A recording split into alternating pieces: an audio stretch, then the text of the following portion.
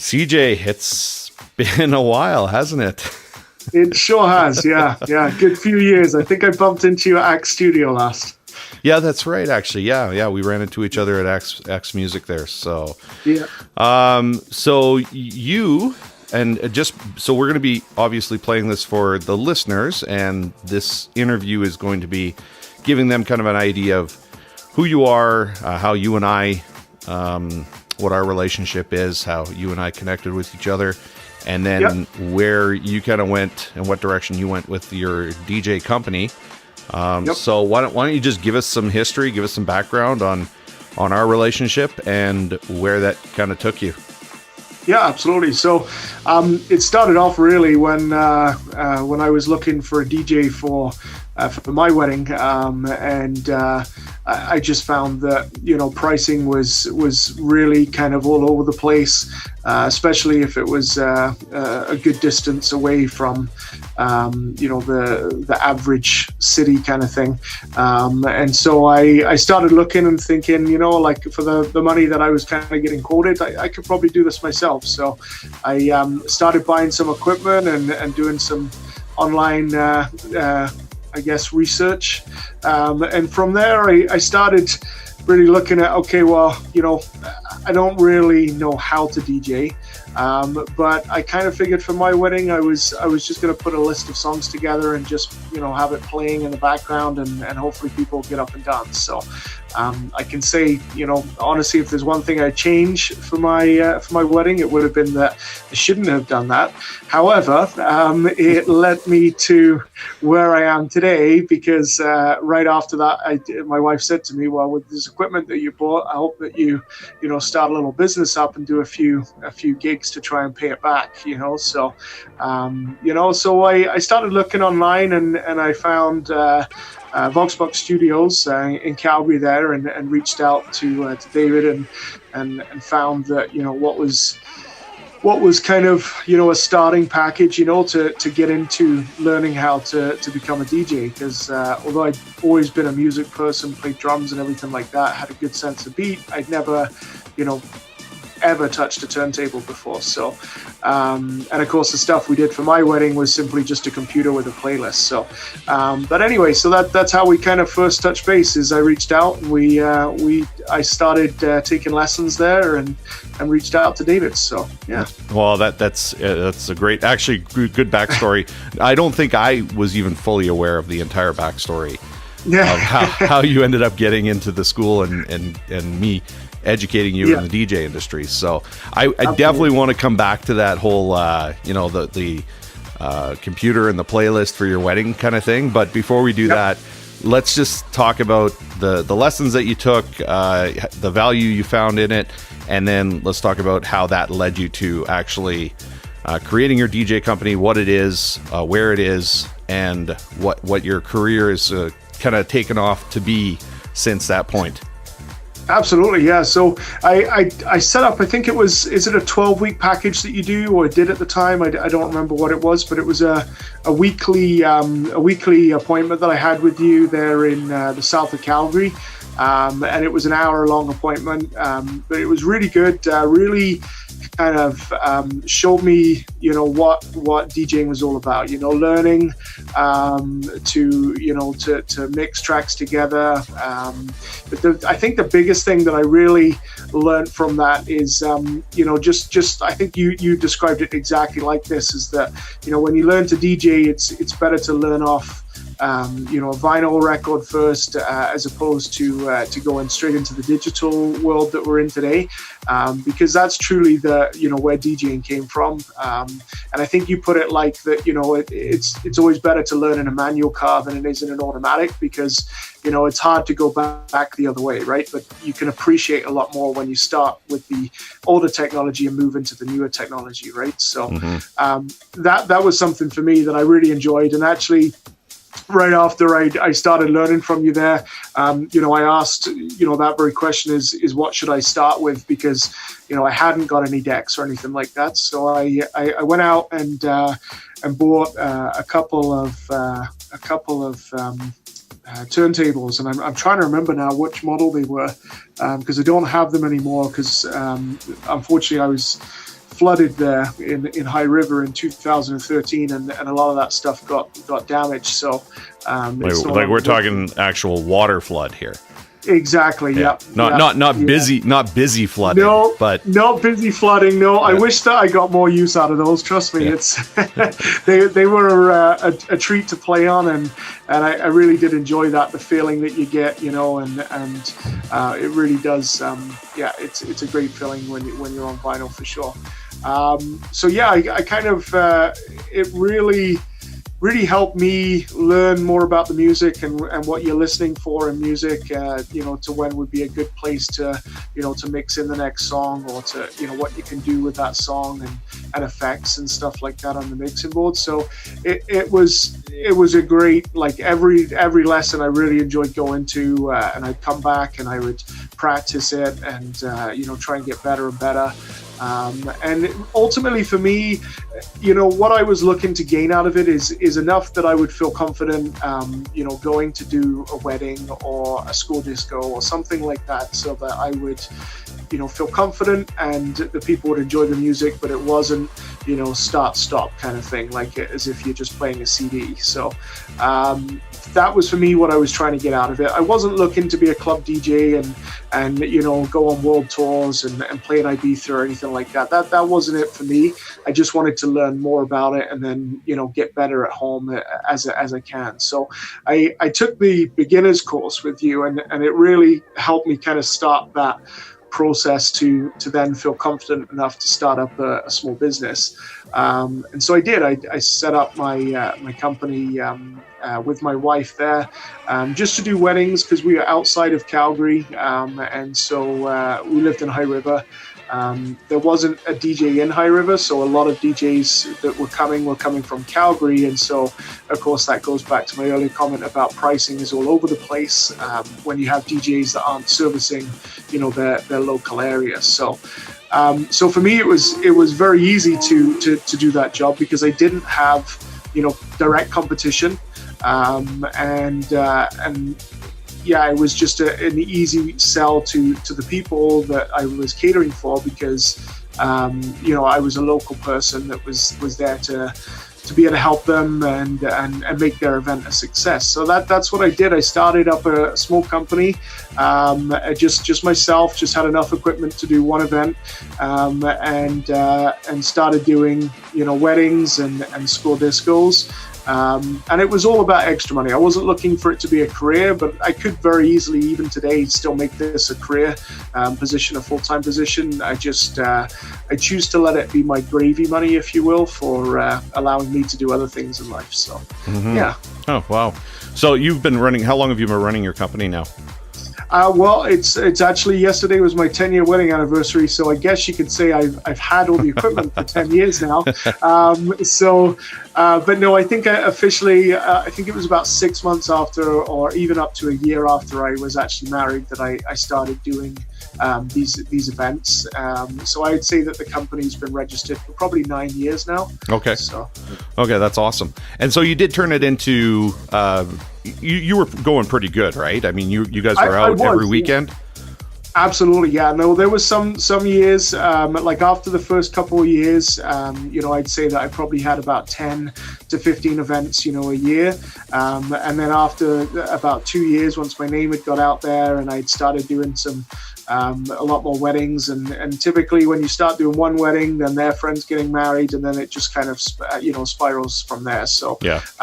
What I started doing is I got my brother.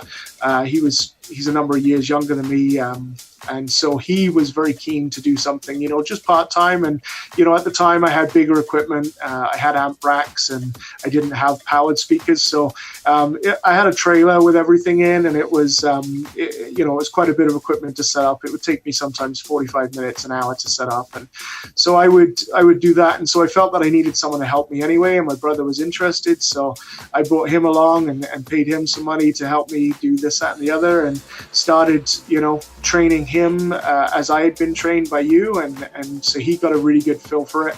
And then actually, I think he reached out to you a few times and helped you out with a few events. I was just going to say that. I was going to say Nate actually helped me with a couple events too. I believe he did some pub gigs for me as well. So So it was a good help. And actually, speaking of that, the other kind of switching it the other way around, I remember just, was it a year ago, 2 years ago, you actually had a client that you wanted me to help you with.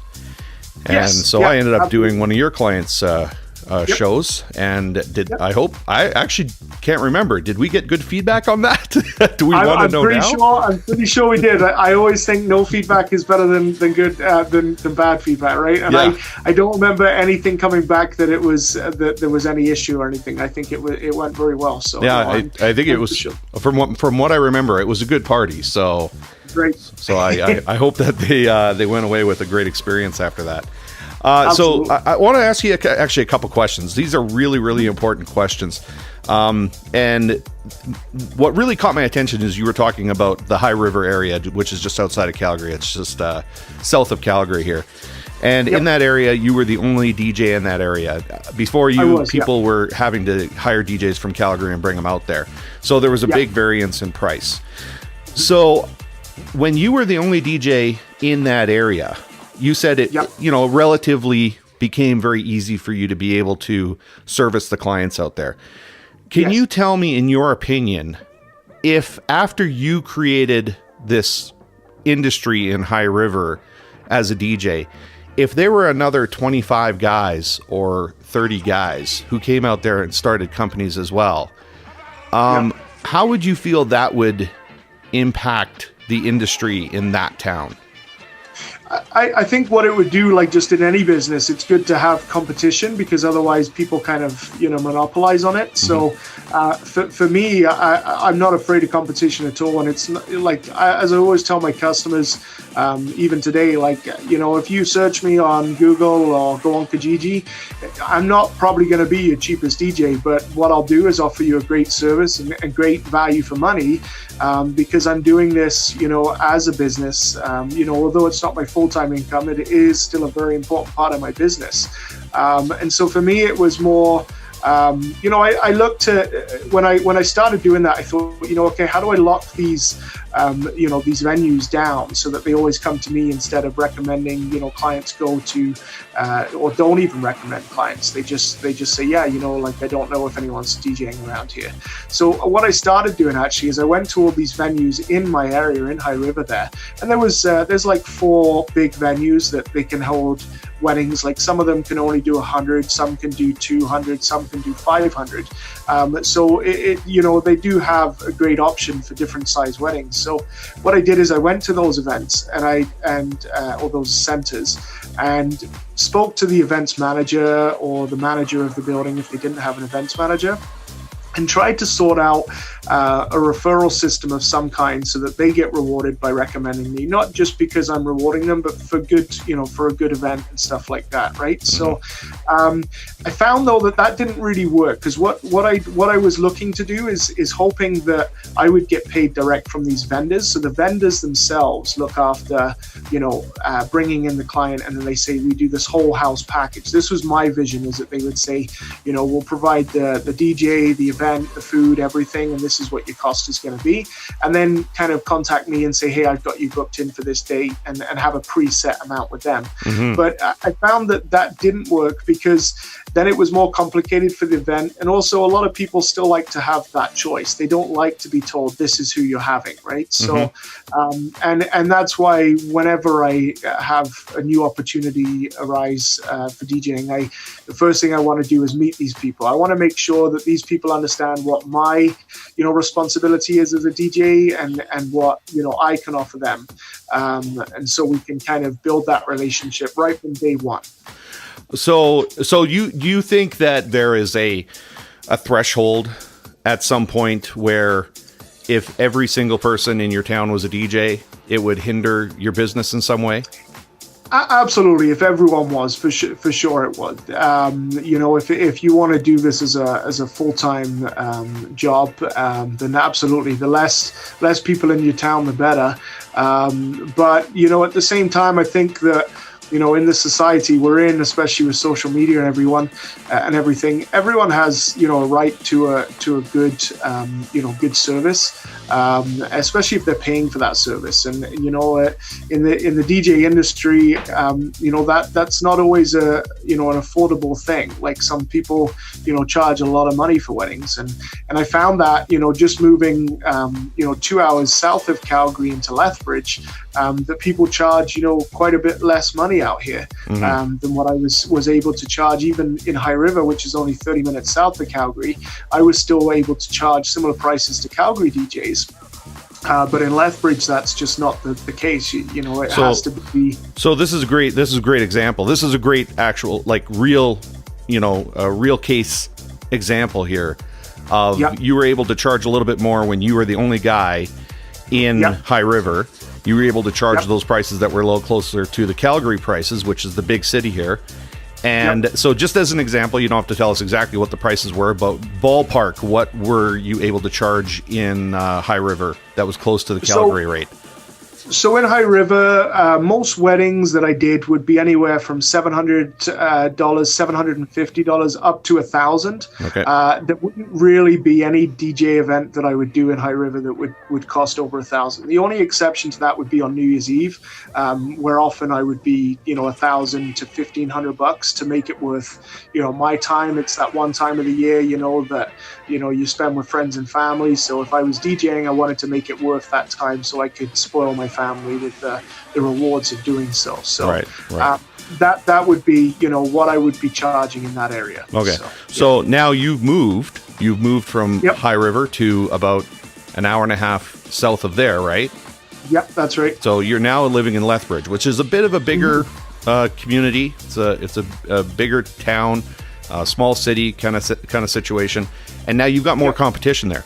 So how is that directly affecting? And I completely agree with you. Competition is good, but regulating the industry in some way, in my opinion, so that the competition doesn't what's the word I'm looking for? Like water down, right? Water down the DJs, the industry, the prices you can charge. I mean, do you find that is the effect now when you're moving into a city like Lethbridge where you have more DJs?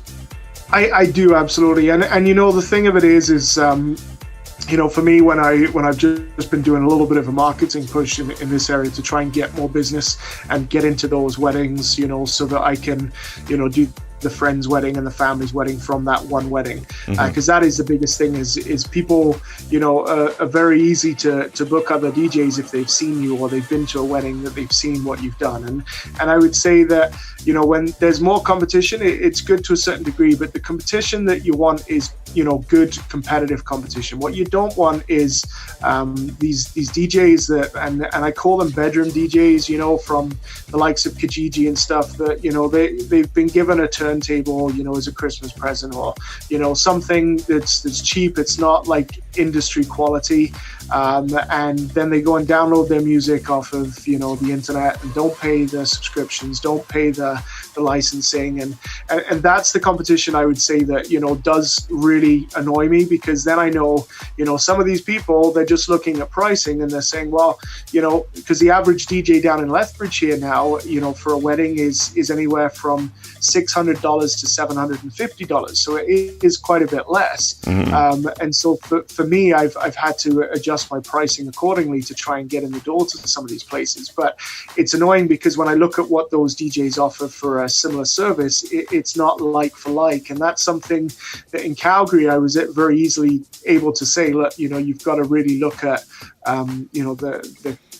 compare us in terms of what we're able to offer, and what do our setups look at, what feedback do I have, just kind of go through the whole thing. Whereas these people that put ads on Kijiji, I get it, I get what they're trying to do, but it kind of frustrates you when that you've got to pay to do it properly. You've got to have insurance, you've got to have licensing, you've got to have music licensing, and the equipment, right? Like it's not cheap stuff. So it's somewhat, puts you at a disadvantage. But again, that kind of washes away when you start getting a reputation and you start getting that return feedback. So reputation is absolutely massive as well. Absolutely. So if you do have the reputation, and the reputation of being And you know what? I'm going to throw out some opinions here, and you just tell me if you disagree with anything and explain why, because the people who are listening are all trying to learn kind of the ins and outs of the industry. So I want to have, some healthy debate here if you disagree with anything. So what I was going to say is that, it's good to have that competition, but the standards.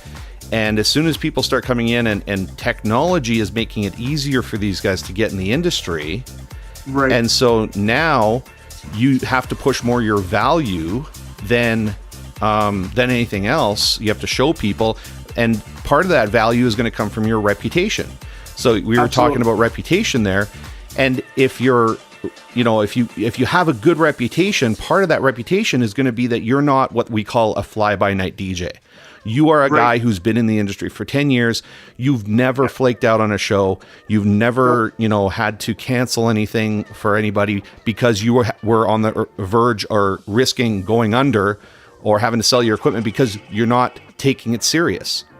Absolutely. Yeah. Yeah. No, 100%. Like it's that dedication that you show. And again, whether you're doing it full-time or part-time, that doesn't matter. What matters is that, the commitment you show, and the problem is you're absolutely right, as pricing of technology and as becoming a DJ is easier, and the likes of YouTube mechanics, I call them, that can fix vehicles and stuff like that. It's all well and good to have that information, but it comes from experience, to really feel that you can show that value. Like you can't, like you need to have someone do this with you.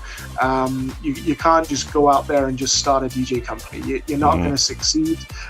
You really need to kind of learn the ins and the outs. And I mean, it's a great business to be in. But yeah, it does make it easier for those people to come in now into the industry, and that is a bit of a concern, because I always feel that it doesn't do the industry right, because it's not putting a fair playing field out there. Well, here's another big part of this that I want to see if you've ever thought about this. But when we think about DJs who don't have a lot of experience, and they're going and they're putting themselves in situations where 100, 200, 300 people are watching them. Yep. And they don't do a good job because they don't really know what they're doing. Right. Then those 300 people are walking away with an opinion or a perception. And that opinion or perception is, just don't get a DJ, because they're really not very good. In the end, you're what you're paying for, you might as well just do it yourself. Yep. And so it doesn't help our industry in that way. And one thing I always have told new DJs is, if you want to get into the industry and you want to learn, then find somebody who, like something that I'm offering, find somebody who will take you out and teach you the ropes. And then once you're competent and comfortable and confident enough that you can go out and do it yourself, and you're going to represent the industry, really well with, reputation in the industry, then we can start working on getting you out there, and we can create a partnership at the same time, because I'm the one who's teaching you. So let's work together now, and that will benefit everybody. Do you agree with that statement? Absolutely, 100%. Yeah. And not only that, like, it puts the person in a bad position as well, because no one likes to go out. It doesn't matter if you want to do a good job or not. It's not going to feel good for that person to go out there and have those people not interact and not get up and dance and not, have a good time, because it makes you feel like you've done a bad job. And there's some events that you do that you realize, well, you know what, I know I did a good job, and that's just the people that were there, and you can't help that. But at the same time, you can't just know that from doing your first event. You need to have done events to be able to know that. And absolutely, that's something that I always think about every time I go there to do an event. DJing is not just about learning how to mix music together and knowing to when to put the next drop in. It's about reading the audience, reading the crowd, like really knowing what group of people you've got there, and just because, you know, you get, like, especially at weddings, because it's such a variety of people that you have there, you know, just because you got the majority of the people getting up there dancing to country or whatever it is, you know, you've got to be respectful of the other people there too. So you've got to make sure that you still mix that up and be conscious of those people, right? And and again, at a wedding, you know, a prime example is, you know, some people don't want to dance, they just don't, but that doesn't mean you're doing a bad job. It just means that maybe they want to listen to some music, but they don't want to get up there and dance to it. So, but again, you won't find that until you've been in that situation and you've worked with a DJ that does know how to read the audience. Yeah, right? That's actually a really important point. Is I've worked many. I mean, you know, I've been in this for over 30 years. And I know when I'm having a bad night that because people aren't dancing that want to dance, and I'm just not reading the room properly. But I also know that I've done shows where people weren't dancing, and I go, I'm not having a bad show. These people just want to listen to the music, and I can tell the difference. I can tell the difference. A lot of DJs, a lot of young ones, they don't know, or the ones that don't have the experience don't know to understand how to read the cues of. Either you're doing a poor job and you're not reading the room right, or you're doing a great job, you're reading the room right. This just isn't the type of crowd that wants to dance tonight. Exactly. Yeah. Yeah. So, and that's a big part, because that will affect you. Like, you know, no one, you know, I don't care, like, you know, what people want to do this for, whether it's for money or for entertainment or just because it's a paying hobby, whatever it is. At the end of the day, no one wants to come away from any job, I don't think, and feel like they've done a bad job. But if you know what you're looking for, then you can come away and you don't think you've done a bad job if you know those things, right? So you can still feel confident about yourself going into the next one that, I did a good job last time, but it's just people didn't want to do this or didn't want to do that. So you want to, you know, there are distinctions in the DJ industry, psychological distinctions, and I don't know if you've experienced this yourself. But it took me a long time to understand this and experience it. And this is where I think that having somebody who has experience and understands these distinctions will really help a young person to go, oh, okay, I'm looking at this in the wrong way. I'm looking at this from this angle, when I'm going to be more successful if I'm looking at it from this angle. And the one distinction that I think changed my entire career was this. In the beginning, and most people say this, why are you in the DJ industry? Because I have this passion for music. I love playing music. It's just, that's my passion. I love it. And I bet anybody who's listening to this is going to go, oh yeah, I can relate to that. And then I realized, oh, it's not because I have a passion for music. I DJ because I have a passion for people. I have a passion to make people happy. So now that distinction changes my whole outlook. Instead of just playing all the music that I love and pissing everybody off who's in the crowd, but I'm happy, now I'm playing music that's making them happy, and in return, I get joy out of that. Right. Absolutely. Yeah. No, 100%. It's very much a people event, you know, and you kind of see that, and that's why I always encourage people, like, if, you know, they're looking to get a DJ, let's meet up. Let's meet, because you can see very quickly if someone's shy or they're not, you know, because typically a shy person is not going to probably want to interact with that audience. Whereas, that's right. You know, someone who's fairly confident with themselves and can stand there and meet that person and kind of put a face to the name. And that's why meetings, 100%. Like, I would say my success rate, when I can get someone in front of me in a meeting, I must be 100%. If I'm not, I'd be very surprised. I'm pretty close to that too. Right. It just, you know, when you can get in front of someone and you can sell, because when you're selling your services, you're selling yourself. They haven't heard you DJ. You're not going to do a quick mix in front of them or anything like that. You're selling yourself at that point. And that is the biggest thing I could say, is that it is absolutely, you know, something you've got to feel confident about. And it takes a lot of nerves sometimes to get up in front of a group of people. You know, like, I've done a wedding for like 400 and some people. And I mean, it's, you know, everyone's looking at you when it comes to dance time, right? So, you know, like, it's not for everyone, that's for sure. Just because you can DJ, it doesn't mean you can, you know, DJ events, right? Like, you know, well, 100%. That's where I'm saying, CJ, that, and you know, tell me if you think you've had this this moment or this light bulb moment where you had that distinction between, I'm not doing this because I love the music and the equipment and the effects and the mixing and blah, blah. I'm doing this because I love people. And any industry, like marketing 101, business 101, any industry, and any coach will tell you, you're not in the DJ business, you're in the people business. You absolutely are. Every business is in the people business. Yep. And so until you make that distinction, and when you make that distinction, that's what I think when you realize, oh, I'm in the people business, that's when you realize, okay, now I understand why it's so important to get on the microphone. Now I understand why it's so important to choose the right music at the right time. Now I understand why it's so important to show up. You know, as a rule of thumb, I always tell my DJs, dress the way the crowd is going to be dressed. Don't dress like the groom at a wedding, but dress like the guests. That's how you dress when you go to a show. So if you're not sure and you're a little confused on, well, what's my dress code?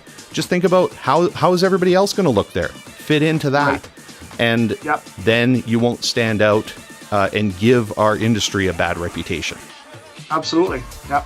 So really quickly before I let you go, because I think this has been actually a really good educational conversation, I want to go back to the playlist at your wedding. So tell me the distinction you made there. Share with us, please. Absolutely, and that goes to the point you just made about the people, right? Is you have a playlist at your wedding? Like, how do you know that, like, how do you move from one genre to another genre? And it just, you can't do that with the playlist. A playlist does not read the crowd at all, because how can it? Because it's a list. You don't know. There's not one wedding that I've done that you play, a certain song right after another song, because you don't know how it's going to affect or what's going to happen. And I just remember at my wedding there, as I say, we had fun. It was a great day, don't get me wrong, but the dance, we had a whole bunch of people dancing and stuff, and then all of a sudden, like, a different genre of music came on, and then everyone's going back, right? So then you're running over there trying to change the song to the next one, then it sounds terrible because then you got a big gap, and it just one thing after another. For any amount of reason, if you can afford to get married, pay the extra few $100, whatever it's going to be, to have a DJ that's going to do the job, because it just, it does not work. It does not work having a list. Yeah. So, wow. And that's what also annoys me with the industry now, because there's some DJs that will still offer that service, that you can, rent a system or you can use like a karaoke style iPad system that people can go choose their songs. But, that doesn't work for everyone, right? Yeah. And I think for the money they're charging, like, it's just not worth it. You may as well pay the extra. What happens if something goes wrong? Whose responsibility is it? Because they don't send someone to sit with that equipment, right? That's right. Yeah. Just, there's so many things a DJ does that you just cannot do any other way. There's no way the industry's ever going to change to have a robot do this or anything like that. It's just not going to be possible. So, Yeah. Yeah. Okay. Well, that's awesome. That's great information. And, it's nice catching up with you again. I appreciate it. So I'm going to let everybody listen to this, and hopefully some people can, learn some new things and learn a few distinctions and get some light bulb moments from the conversation. And we should do it again. Let's catch up again. Absolutely. Okay. Yeah, no worries, for sure. Okay. Well, have a good day. We'll talk to you later. Okay. Will do. Thanks, David. Thanks, buddy. Bye. All right. Bye-bye.